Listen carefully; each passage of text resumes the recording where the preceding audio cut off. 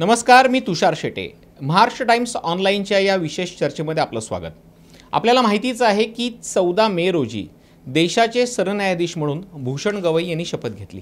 नुकताच त्यांचा मुंबईमध्ये महाराष्ट्र आणि गोवा या बार काउन्सिलच्या वतीनं सत्कार समारंभ आयोजित करण्यात आला होता.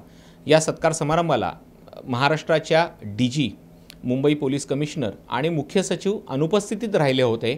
यावरून त्यांनी नाराजी व्यक्त केली होती. यानंतर या सगळ्या अधिकाऱ्यांची धावपळ सुरू झाली. चैत्यभूमीवरती जाऊन त्यांनी त्यांची भेट घेतली. राजकारण्यांनी सुद्धा माफी मागितली. या वादावरती स्वतः न्यायमूर्तींनी पडदा पाडला होता. झालं गेले ते विसरून जाऊ असं ते म्हणाले. मात्र हा वाद आता संपताना दिसत नाहीये, कारण की याच मुद्द्यावरती मुंबई उच्च न्यायालयामध्ये एक क्रिमिनल रिट पिटिशन फाईल झालेली आहे आणि त्यांनी जी केलेली आहे ते विशेष सरकारी वकील नितीन सर आता आपल्यासोबत आहेत. नितीनजी, महाराष्ट्र टाइम्समध्ये आपलं स्वागत. पहिला प्रश्न हाच की सरन्यायाधीशांचा अपमान झालेला आहे. घटनात्मक सर्वोच्च पद आहे, ते व्हायला नको, ते झालं आहे. अनेकांनी माफी मागितली, पण खरंच रिट पिटिशनपर्यंत जाण्याची गरज होती का? यात बरीचशी कारणं आहेत. तर त्याचं कारण असं आहे की जस्टिस भूषण गवई ही सर्वोच्च न्यायालयाचे सरन्यायाधीश म्हणून त्यांची नियुक्ती झाली होती 14 मे रोजी. आणि भारताचे म्हणण्यापेक्षा महाराष्ट्राचे होम स्टेट असताना बॉम्बे हायकोर्टमधून एलिव्हेट होऊन ते सर्वोच्च न्यायालयामध्ये जज म्हणून गेले. त्याबद्दलचा सर्व महाराष्ट्रीयांना आणि आम्हाला देखील अभिमान आहे. जस्टिस भूषण गवई एक ठराविक कम्युनिटीमधून आलेले भारतातील दुसरे जज आहेत. त्याच्या अगोदर KG बालकृष्ण होते आणि आता हे आहेत. आणि आम्ही देखील पर्टिक्युलर कम्युनिटीमधून असल्यामुळे आम्हाला त्यांचा अभिमान आहे आणि मला देखील विशेषतः मला अभिमान आहे. भारताचे सरन्यायाधीश, आम्ही वकील आहोत, ज्युडिशरीचं पार्ट आहोत. सरन्यायाधीश हे पद जे आहे हे घटनात्मक पद आहे भारतीय घटनेप्रमाणे. ह्या पदाच्या बरोबरीने दुसरं पद आहे भारताचे पंतप्रधान, राष्ट्रपती, अशी ही पदं आहेत. आणि पंतप्रधान आणि राष्ट्रपतीच्या तुझभर हे जे पद आहे कमी नाही, किंवा थोडंफार जास्त असेल. जास्त या कारणाने की आज भारतामध्ये डेमोक्रेसी कुठे दिसत नाही आणि ते मेंटेन करण्याचं, कायम ठेवण्याचं काम हे ज्युडिशरी न्यायव्यवस्था करत असते आणि त्याचं ते पद आहे, त्याचे ते सरन्यायाधीश आहे. तर त्यामुळे सामान्य लोकांचा आज ज्युडिशरीवरती विश्वास राहिलेला आहे आणि विश्वास आहे आणि म्हणून हा देश आणि राज्य चाललेलं आहे. अशा ह्या ज्युडिशरीचे हे सरन्यायाधीश जे आहे आणि ज्यांचा आम्हाला गर्व आहे आणि आमच्या ज्युडिशरीचा महत्त्वाचा भाग आहे, ते इकडे मुंबईत आले. 19 मे रोजी बार काउन्सिल महाराष्ट्र आणि गोवा यांनी जो त्यांचा सत्काराचा जो कार्यक्रम आयोजित केला होता त्या संदर्भात ते सत्कारासाठी आले होते. याच ठिकाणी जर पंतप्रधान मोदी आले असते किंवा राष्ट्रपती आले असते, आपण पाहिलं असेल मुंबई ते अगदी मुंबईच्या एंट्री पॉईंटपर्यंत संपूर्ण पोलिसांची पोलीस फौजफाटा उभा असतो. संपूर्ण पोलीस यंत्रणा त्या ठिकाणी उभी असते, त्याचा काफेला उभा असतो. किंवा इतर कुठले राष्ट्रपती येत असेल तर तसा तो काफेला उभा असतो, सज्ज असतात एकदम. आणि मुंबईचे सगळे CP म्हणा, DG म्हणा, एकदम सॅल्यूट द्यायला उभे असतात. मग हा भेदभाव का? जेव्हा CJI भूषण गवई आहेत, हे सरन्यायाधीश आहेत, मग ते पद त्यांच्यापेक्षा कमी नसताना मग हा भेदभाव का? मग यांचा जो सत्कार झाला त्या कार्यक्रमामध्ये संपूर्ण पोलीस बंदोबस्त त्या ठिकाणी होता. ट्रॅफिक पोलीसवाले होते, इतर पण पोलीसवाले होते. मग मुंबईचे CP कुठे गायब झाले? DG रश्मी शुक्ला कुठे गायब झाल्या?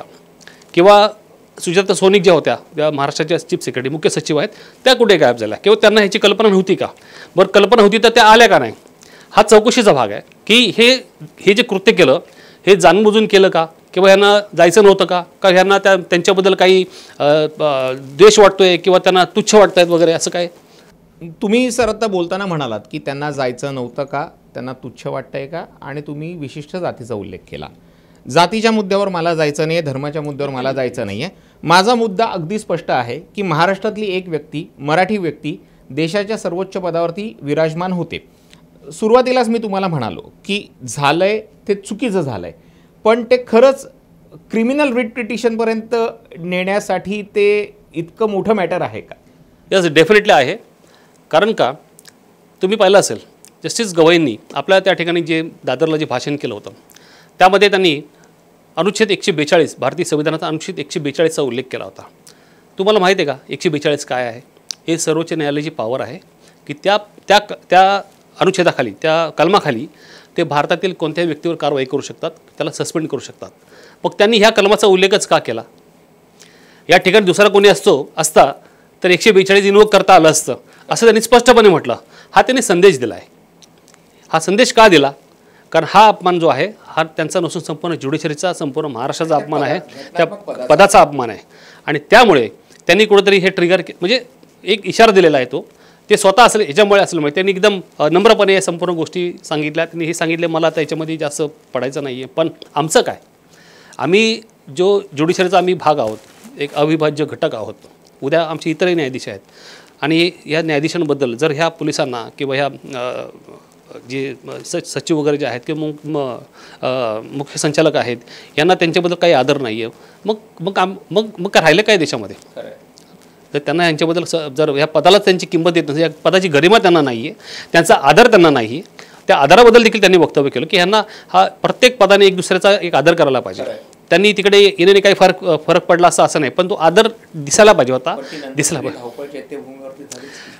नंतर ते असं झालं, एकदा माणूस मेल्यानंतर पाणी पाजून फायदा नसतो. एकदा माणूस मेला की त्याला ते पाणी काही जिवंत होत नाही. पण ते वक्तव्य केल्याच्या नंतर हे 15 मिनिटात तिकडं मुंबईवरून तिकडे पोचले. 15 मिनिटात कसे काय पोचले? आपण पाहिलं असेल, देवेंद्र फडणवीसची गाडी जेव्हा निघते मुंबईच्या बाहेरून, संपूर्ण पोलीस पारा असतो आणि संपूर्ण ट्रॅफिकचे सगळे सिग्नल ऑन असतात आणि सामान्य लोकांना जाऊन देत नाही. तसे हे लोक तिकडनं एकदम विमानाच्या स्पीडने तिकडे पळाले. मग हे अगोदर पळायला पाहिजे होतं. ही जाण त्यांना अगोदर नव्हती का? त्यांना अगोदर हे माहीत नव्हतं का की हा प्रोटोकॉल त्यांना माहीत नाही का की भारतातील सर्वोच्च पदाचा व्यक्ती त्या ठिकाणी येतोय, त्यामुळे आपण तिकडे जाणं गरजेचं आहे. त्या ठिकाणी याबाबत एवढं करूनसुद्धा एकाने माफी मागितली नाही, एकाने खेद व्यक्त केला नाही. या बातम्या जेव्हा तरीपासून ह्या ज्या बातम्या न्यायालयात ह्या याचिका दाखल केल्याबद्दल जेव्हा याचिका ह्या जेव्हा आल्या त्यावेळी दुपारी काहीतरी मला वाटतं सकाळी 12 वाजता बावनकुळे यांनी काहीतरी देवेंद्र फडणवीसांच्या वतीने माफी मागितली. ते करणारे कोण आणि हे माफी मागणारे कोण? दुसरी गोष्ट अशी आहे, आता दुपारचं मला वाटतं की बातमी आली मंत्रालयातून सुजाता सोनिक यांनी काहीतरी रिग्रेट व्यक्त केला किंवा काय, पण हे काल का नाही सुचलं? याचिका दाखल करेपर्यंत तुम्हाला का नाही सुचलं? म्हणजे कोणीतरी आसूड घेऊन एक दांडका घेऊन त्याच्या मागे लागावं तेव्हा तुम्हाला अक्कल येते का? हा प्रश्न आहे ना. म्हणूनच कदाचित त्यांना त्या स्पेसिफिक अनुच्छेदाचा उल्लेख करायची गरज वाटली. डेफिनेटली तो अनुच्छेद जो आहे ते दांडकच आहे. म्हणजे एक छडी ही न्यायिक छडी आहे आणि ती न्यायिक छडी ही न्यायालयाने आता कशी वापरावी किंवा न वापरावी हे न्यायालयाचं काम आहे. किंवा इथून पुढे जी न्यायालय छडी जी आहे ही आता जर वापरली नाही तर भविष्यामध्ये ह्या ज्युडिशरीचं आणि ह्या न्यायिक पदाचं किंवा या संविधानिक पदाचं काय होईल याचा विचार करणं आता हे ज्युडिशरीचं काम आहे आणि ह्या लोकांचं काम आहे. सर, आपण जेव्हा एखादी गोष्ट म्हणतो की हे घटनात्मक पद आहे, तेव्हा ते पद देशाचं असतं, तेव्हा त्या पदाशी कुठल्याही व्यक्तीचा, त्या कुटुंबाचा किंवा एका धर्माचा किंवा राजकारणाचा संबंध नसतो. गवई सर एका घटनात्मक पदावरती बसलेले आहेत. त्यांची नियुक्ती ही फार आधीच जाहीर झालेली होती. मात्र दुर्दैवानं आता याच्यावरतीही राजकारण सुरू झालेलं आहे. प्रकाश आंबेडकरांनी त्यांच्यावरती टीका करायला सुरुवात केलेली आहे. त्यांचे भाऊ राजेंद्र गवई यांनी स्पष्ट केलेलं आहे की आता आम्हाला याच्यात काही बोलायचं नाही, त्यांच्याकडे लक्ष देऊ नका. तर पुन्हा मुद्दा हाच येतो, म्हणजे एकीकडे तुम्ही जेव्हा पिटिशन करता तेव्हा तुम्ही सरकारी अधिकाऱ्यांना धारेवरती धरता, मात्र राजकारण्यांची ही चूक ही त्याच पद्धतीची आहे का? बघा, मी मगाशी म्हणालो की हे जे पद आहे हे भारतीय घटनेतील त्या कलमाप्रमाणे हे संविधानिक पद आहे. ते भारतातील पंतप्रधान किंवा राष्ट्रपतीपेक्षा जराही कमी नाही आहे. त्यामुळे राजकीय पक्ष जे आहेत त्यांचे जे कार्यकर्ते किंवा त्यांचे जे मुख्य जे कोण आहेत प्रमुख, त्यांनी ह्या पदाची गरिमा ही कायम राखली पाहिजे, त्याचा सन्मान केला पाहिजे. उद्या आपला विरोधक जरी त्या ठिकाणी गेला तरी त्या ठिकाणी त्या पदाची गरिमा आपण सांभाळली पाहिजे. आपण त्याचा मान सन्मान वाढवला पाहिजे, त्या पदाचा मान सन्मान वाढवला पाहिजे, भले त्या ठिकाणी एखादा आपला शत्रू जरी गेला तरी. पण हे जे आता आपण जे सांगितलं, ही जी माहिती दिली की सुजाता आंबेडकरांनी वगैरे जे काय वक्तव्य केलं, हे वक्तव्य त्यांचं आता हे योग्य नाही आहे आणि कुठेतरी हे न्यायाधीशांचा अपमान करणार आहे, कंटेम्प्चियस आहे. पण आता मला वाटतं कोर्ट न्यायालय त्या गोष्टीत पडणार नाही. पण ते हे स्वतःला समजायला पाहिजे. भारतीय घटना ही डॉक्टर बाबासाहेब आंबेडकरांनी बनवलेली आहे. त्यांचे नातू आणि त्यांचे पंतू आज त्यांनी दिलेल्या ज्या घटनेप्रमाणे जी आता पदं निर्माण झालेली आहे त्या पदावर बसलेले जे त्यांच्या समाजाचा एक व्यक्ती आहे आणि त्यांच्याबद्दल असं वक्तव्य करतायत, तर त्यांनी आता याचं चिंतन करायला पाहिजे की यापुढे काय, म्हणजे आपण जे बोलतो किंवा जे काय बोललो आहोत हे योग्य आहे की नाही हे त्यांचा विचार त्यांनी करायला पाहिजे.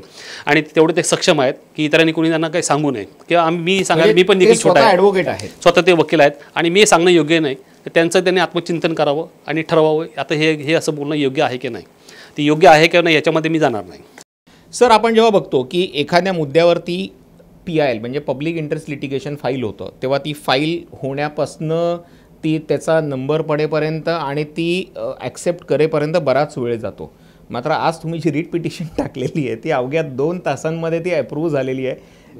काय याचं कारण आहे? म्हणजे हा जो काही संताप आहे म्हणजे ज्युडिशरीचा IAS IPS लॉबीच्या विरोधात असलेला, सिस्टमच्या विरोधातला, किंवा ज्याला देवेंद्र फडणवीसांचं एक वाक्य आहे, रेड टेपिझम किंवा सरकारी अनास्था, या सरकारी अनास्थेचा हा सगळा मिश्रण आणि त्याच्यावरती राग दिसतोय. नक्कीच मला असं वाटतं की हे बघा, हा निष्काळजीपणा म्हणता येईल त्यांचा, किंवा एक दुर्लक्ष करणं, किंवा असा काहीतरी हा प्रकार आहे. आणि एवढी मोठी व्यक्ती, एवढ्या मोठ्या पदावरची व्यक्ती महाराष्ट्रामध्ये येते आणि भारतातील जी शिखर परिषद आहे वकिलांची, शिखर परिषद जी आहे, bar council of Maharashtra and Goa, म्हणजे जे वकील घडवते, वकील बनवते, त्यांना लायसन्स देते आणि त्यांच्यावर नियंत्रण राखते, अशी संस्था भारतातील सर्वोच्च पदावरच्या व्यक्तीचा इकडे बोलून सत्कार करते. आणि त्या कार्यक्रमाला यांना त्या ठिकाणी जावंसं वाटलं नाही, किंवा गेले नाही, किंवा त्याबाबतचं कोणती त्यांनी सूचना दिली नाही किंवा काय. तर त्यामुळे हा कुठेतरी जाणून बुजून त्यांनी हा केलेला हा निष्काळजीपणा म्हणता येईल, लॅप्सेस इन प्रोटोकॉल जे म्हणतायत. आपण पाहिलं असेल मागच्याच काही दिवसांपूर्वी पहलगाम या ठिकाणी जो अटॅक झाला, अटॅक झाल्यानंतर संपूर्ण भारतामध्ये रेड अलर्ट, हाय अलर्ट जे आहे, मुंबई देखील हाय अलर्ट आहे.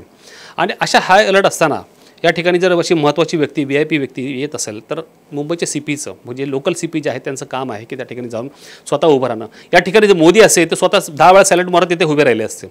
तसंच DG जे रश्मी शुक्ला आहेत त्यांचं देखील तसंच आहे. आणि त्यामुळे हे जाणबुजून गेलेलं नाही. आणि मला वाटतं सुजाता सोनी या देखील एक या क्लासमध्ये येतात, तरी पण देखील त्यांनी का नाही गेले, किंवा सरकारचं त्यांनी ऐकलं आणि त्या ठिकाणी ना गेले, किंवा त्यांनी हा निष्काळजीपणा का नाही केला, याचं त्यांनी माफीपत्र किंवा स्पष्टीकरण एक शपथपत्राद्वारे त्यांनी उच्च न्यायालयात द्यावं, याबद्दलची मागणी आम्ही केलेली आहे. म्हणजे एक वाक्य बोललो तर त्याचा तुम्ही आणि पूर्ण वकील समुदायाने राग मानू नये. असं म्हणतात की एखादी गोष्ट कशा पद्धतीनं समोर मांडायची की पोर्ट्रे करायची हे वकिलांना चांगलं कळतं. आत्ता समोर जे चित्र निर्माण झालेलं आहे त्या चित्रामध्ये फक्त असंच दिसतंय की सरन्यायाधीशांचा अवमान झाला आहे. मात्र आत्ता तुम्ही जे बोलताना सांगितलं की मुंबईमध्ये रेड अलर्ट होता, त्यांच्या सुरक्षेला धोका निर्माण झाला होता, बाकीच्या काही गोष्टी होत्या, या सगळ्या गोष्टी पिटिशनमध्ये आहेत. येस, नक्की नक्की आम्ही मांडलेलं ते. हा पॉसिबिलिटी आहे ना, उद्या काय संकट किंवा कुठे हल्ला, जो कसा पद्धतीने हल्ला केला काय सांगून नाही आला मुंबईमध्ये, त्यावेळेस आता आणि एवढं हाय अलर्ट होतं त्या ठिकाणी. काश्मीरमध्ये सुरक्षा त्यांनी काढली आणि त्या जे काय झालं, निष्पाप लोक मारले गेलेत. आता या ठिकाणी एवढी महत्त्वाची व्यक्ती इकडे येते, तर CPना कुठे वाटत नाही की मुंबई हाय अलर्ट आहे आणि मी चौकशी केली. हाय अलर्ट अजूनही आहे, अजूनही की मुंबई संभाव्य धोका आहे, आतंकवाद्याचा धोका हा आहे, किंवा एखादा बॉम्ब पाकिस्तानमधून आपल्याकडे येऊन पडू शकतो. पण या सगळे अलर्ट तुम्हाला असताना तुम्हाला असं वाटलं नाही का त्या ठिकाणी जाऊन उभं राहावं? आपलं हे काम आहे. आता जस्ट आपण नवीन मुंबईचे पोलीस आयुक्त झालेलो आहोत, आपण पदभार घेतलेला आहे. आपण सर्वत्र ॲटलीस्ट दाखवावं तरी, की बा एवढं दाखवावं की आपल्या स्वतःहून की मी तिथे आलो आहे आणि तुम्ही निश्चिंत राहा, माझ्यावर विश्वास ठेवा, मी तिथे आहे, एवढं त्यांना दाखवणं गरजेचं होतं. आणि हा रिस्पेक्ट आहे, हा आदर दाखवायचा असतो. हा त्यांची गरज नव्हती, तिथे आल्याने काय फार मोठं फायदा किंवा नुकसानाचं काही नव्हतं, पण हा आदर असणं गरजेचं आहे. जसं सरन्यायाधीशांनी सांगितलं, जसे ते अमरावती आणि नागपूरला जातात त्यावेळेस ते बाईकवरती पण जातात, पण तो त्यांचा प्रश्न आहे की पण तरी देखील ते म्हणाले की आम्हाला या गोष्टीत पडायचं नाही आहे आणि पडायचं नाही आहे. त्याचबरोबर हेही म्हणाले की आर्टिकल 142चा त्यांनी उल्लेख केलेला आहे. त्यामुळे आता हे न्यायाधीशांनी, मुंबईचे जे न्यायाधीश आहेत उच्च न्यायालयाचे, त्यांनी आता ह्या प्रकरणामध्ये ही याचिका जी आहे, ही याचिका आता कशी घ्यावी, याचं काय करायचं. मला हाच प्रश्न तुम्हाला विचारायचा होता की अनेकदा PIL जेव्हा ॲक्सेप्ट केल्या जातात किंवा त्या फेटाळल्या जातात तेव्हा जज त्याच्यावरती ताशेरे ओढतात. हा प्रकार नक्कीच गंभीर आहे. सरन्यायाधीशांचा अवमान हा कोणीही सहन करणार नाही. म्हणजे ते मराठी आहेत म्हणून महाराष्ट्र अवमान सहन करेल हा मुद्दाच नाही आहे. पण तुम्हाला या सगळ्या क्रिमिनल रिट पिटिशनचं भवितव्य काय वाटतंय? असं आहे की बघा, एक ज्युडिशरी ही संस्था आहे, न्यायिक संस्था आहे. त्याचे प्रमुख, त्याची हेड जे आहे ते दिल्लीमध्ये आहेत, सर्वोच्च न्यायालयामध्ये. इन शॉर्ट आपले ते फादर असं म्हणता येईल आम्हाला. तर आपल्या वडिलांचा ज्यांनी अपमान केला आणि तो अपमान हा चुकीच्या पद्धतीने त्यांनी केलेला आहे आणि तसा तो टाळू शकले असते. ही गोष्ट स्वतः न्यायाधीशांनी, सरन्यायाधीशांनी स्वतः भाषणातून ती बोललेली आहे. हा कुठला इतर बातम्यांचा रेफरन्स नाही किंवा इतर कुठलाही रेफरन्स नाही. त्यांनी स्वतःही वक्तव्य केलेलं आहे, संपूर्ण वक्तव्य माध्यमातून छापून आलेलं आहे आणि त्याची सगळ्यांनी दखल घेतलेली आहे. त्या ठिकाणी हजारो वकील होते, सरन्यायाधीशांना ग्रेट करायला, त्यांचा सत्कार करायला नॉर्मली 2000 वकील तर त्या ठिकाणी 5000 वकील आले होते. तिकडे व्यवस्था अपुरी पडली, जेवण कमी पडलं, एवढा त्यांच्याबद्दलचा महाराष्ट्रामध्ये त्यांच्याबद्दल एवढं प्रेम आहे, आपुलकी आहे संपूर्ण त्या ठिकाणी. आणि सर्व या घटनेचे साक्षीदार आहेत. त्या ठिकाणी असलेले बार काउन्सिलचे सर्व मेंबर, पोलीस अधिकारी हे संपूर्ण या घटनेचे ह्या वक्तव्याचे साक्षीदार आहेत. त्यामुळे मुंबई उच्च न्यायालयाचे न्यायाधीश या गोष्टीबद्दल भिन्न आहेत असं मला वाटत नाही. सो मोठं त्यांनी ही खरं तर करून घ्यायला पाहिजे होतं, ते त्यांनी केलं नाही. बार काउन्सिल ऑफ महाराष्ट्र ज्यांनी हा कार्यक्रम आयोजित केला, त्यांच्या कार्यक्रमामध्ये घडले, त्यांचं हे इन्सिडेंट घडलेलं आहे, त्यांनी देखील हे करायला पाहिजे होतं, त्यांनी देखील केलं नाही. किंवा आमची ॲडव्होकेट असोसिएशन जी आहे बॉम्बे हायकोर्टची, त्यांनी देखील हे करायला पाहिजे होतं, पण त्यांनी कुणी केलं नाही. त्याचं कारण मला माहीत नाही. ते कारण काय असेल ते सांगतीलच भविष्यामध्ये. तर मला असं वाटलं की ह्या ज्युडिशरीचा मी घटक आहे, मी त्याचा अविभाज्य भाग आहे, मी वकील आहे आणि ज्या न्यायालयात आम्ही काम करतो आणि ज्यांच्याकडे आम्ही काम करतो अशा हे न्यायाधीश, सरन्यायाधीश हे आमचे पिता समान आहेत आम्हाला. तर त्यांचा हा ज्युडिशरीचा अपमान आम्ही सहन करू शकत नाही. आम्ही इतरही देखील तुम्हाला माहीत असेल काय घटना घडल्या की आम्ही लगेच याचिका दाखल करतो, PL जनहित याचिका वगैरे दाखल करून त्या गोष्टीला आम्ही न्याय द्यायला प्रयत्न करतो. कुठे अन्याय झाला तर तिकडे आम्ही जातो, न्याय करतो. हा देखील एक प्रकारचा अन्याय आहे. हा ज्युडिशरीवरती केलेला पोलिसांनी अन्याय आहे किंवा राज्य शासनाने हा ज्युडिशरीवरती केलेला अन्याय आहे. त्यामुळे हा जो अन्याय आहे हा दूर करायची जबाबदारी ही मी माझी समजतो, ही प्राथमिक जबाबदारी समजतो वकील या नात्याने. आणि त्यामुळे ही जबाबदारीने मी ही याचिका दाखल केलेली आहे. यातील याचिकाकर्ती जी आहे ती महिला आहे आणि ती देखील वकील आहे. आणि ती वकील असल्यामुळे जसं रीट आणि PL हा जो फरक तुम्ही मगाशी मला विचारत होते तर राहून गेलं. जनहित याचिका आणि रीट पिटिशन ह्या दोन्ही सारख्याच असतात. ती रीट पिटिशन असते, ही रीट पिटिशन असते. फक्त जनहित याचिकेचं रूपांतर असं म्हणजे स्वरूप असं असतं की जो ती याचिका दाखल करतो त्याचं त्यात वैयक्तिक असं काही हित नसतं, ते जनतेसाठी असतं. आणि रीट याचिका ही पण असते, याच्यामध्ये आपण पर्सनली ॲग्रीड असतो, अफेक्टेड असतो. आता ह्याच्यामध्ये ही जी व्यक्ती आहे याचिकादार करता ती काय अफेक्टेड आहे, कारण ती स्वतः वकील आहे आणि सरन्यायाधीशांबद्दल त्यांचा स्वतःचा हाय रिगार्ड आहे, एक संपूर्ण त्यांना एक आदर आहे आणि त्यांचा अपमान हा त्यांना ज्युडिशरीचा अपमान वाटतो आणि स्वतः ते अफेक्ट झालेलं आहे. आणि मला देखील असं वाटतं की मी अफेक्ट झालेलो आहे आणि आमचा अपमान आहे. उद्या सरन्यायाधीशांना हे जर असं करत असेल तर आमचं काय मग भविष्यामध्ये किंवा सामान्य माणसाचं काय मग. तर त्यामुळे ही याचिका दाखल झाली. ती त्याला PL देखील म्हणता येईल, हा PLचाच विषय आहे.